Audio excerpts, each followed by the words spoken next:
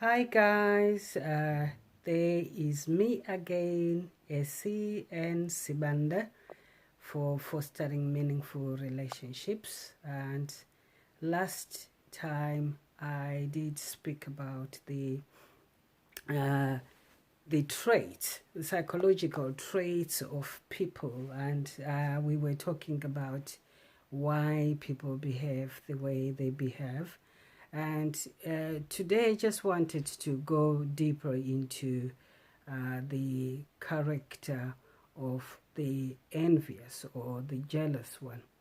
If you ever had that friend or that even a sibling who thinks, when you do things, they are supposed to be the ones who should have had what you've got, or they are supposed to be the ones who should be in the position where you are. They are the ones who should be blessed with whatever you have.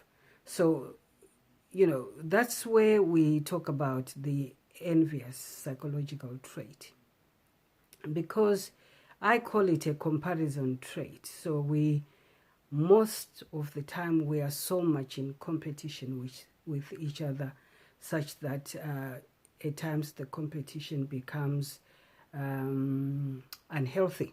Okay, that's the word I was looking for. It becomes unhealthy in the sense that we think we are supposed to compete so that I become better than the other, not to compete as to say, if I'm going to win, all of us will win. But it's actually, if I win, I have won, and you can all see me that I have won. So that's, I said last time, I did say 30% of the population are in the envious group, because you find we are always competing for, better house, better car, or better wife, or better husband. I'm more educated than you, and things like that. And whilst most probably possible, it could be, it starts is a quite good competition, just possibly to bring yourself up or anything like that. But then it then brings somebody into a place where somebody is proud about it. He's got this pride that no one else can say something to them about that. And then it becomes really dysfunctional if somebody becomes proud of their achievements, such that they look down on other people as if they are nobodies, or as if they are nothing, or such that they actually address other people in a derogatory sense. You find most possibly we don't usually put boundaries around family, relatives, and everything, so that we do have that open relationship. But how dysfunctional does it become when the other part of the relationship starts to abuse the other one, is where we need to be asking ourselves. And we need to be able to put boundaries and say, if this is now an abusive relationship, whether verbal, mental, or physical, it doesn't matter. We need to be able to put it on in a box, or maybe so that you protect yourself, or the other person protects themselves, because we are having a lot of relationships. Hi Sophie, thank you for watching. If you are enjoying the debate, just drop a heart for me. I hope you guys are good down in Oxford. And because then you find people are abusing relatives, or relatives are abusing their loved ones, because we have not ring-fenced our relationship to say we don't cross these boundaries, because of the way we talk, because of maybe our preconceived feelings. We think maybe they did something wrong for us, and we haven't discussed it in a manner which is amicable, where we can reach a compromise, or where we can have a mediator to mediate, so that we've got a conversation which is open and honest, so that we are able to start to understand each other at a meaningful position. The reason why I talk about, fostering meaningful relationships, for me, it's all because I find we don't have time. We are sojourners on this earth, and we don't have time to be bickering amongst relatives or amongst friends who were really good friends and now can't talk to each other because of whatever has transpired. Because, it's a lonely place to be alone. At times you could be maybe in a relationship and yet you are alone, because there is no intimacy in the relationship, in the sense that you don't understand each other at a level of relating from one person to the other, where you can understand each other's feelings, where you can explore each other's thoughts together, where you can reflect on what happened in yesteryears and try to forge a way forward.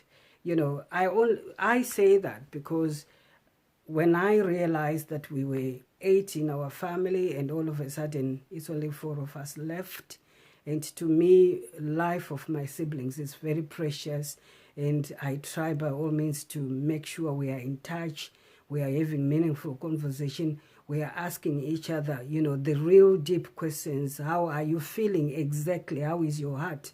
Because half the time people will just say, how are you? I'm okay. So what does okay mean? Are you really okay? Is there something I can do to make your day better?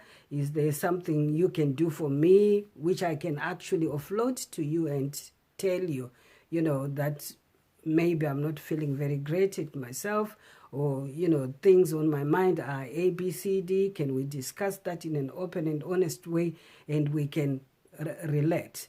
I think it's equally very pertinent in the COVID era, where everybody is locked down into their own house. The only communication open is maybe telephone and also maybe app. But still, those are messages which, if we are not thinking about what sort of message I can send today, please guys, can you tell me how really you are feeling? Is everything okay? Is there something I can do? Things like that. Because obviously we talk about things like, let's talk about loss. We've attended so many Zoom funerals at the moment, and that has just removed us from where we used to do funerals. We used to go gather there and embrace and cry together, and we bring in food, we cook together so that we can comfort each other.